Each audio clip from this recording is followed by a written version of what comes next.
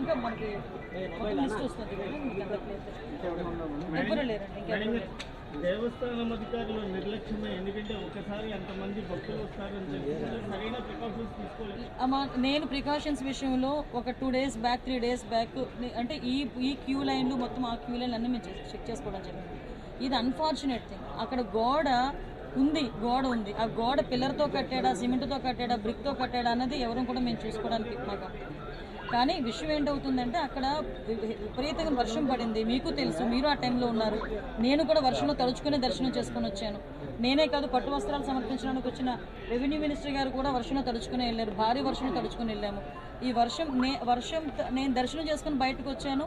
ఇలా ఇన్ఫర్మేషన్ వచ్చింది గోడ కూలిందని. 1 or 2 ఇంజురీస్ అన్నారు.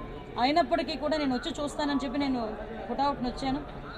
అప్పటి నుంచి ఇప్పటి వరకు మేము ఇక్కడే ఉండడం జరిగింది.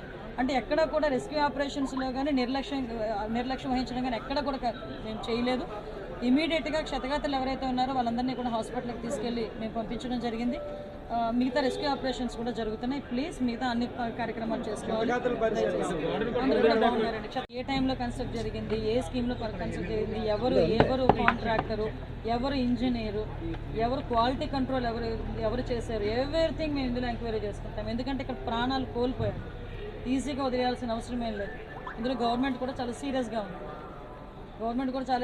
ఉంది. అన్ని కోణాల్లో నుంచి కూడా మేము విచారణ జరుపుతాం. ఎవరైతే బాధ్యులు ఉన్నారో బాధ్యులు కఠినంగా శిక్షించే ప్రక్రియ గవర్నమెంట్.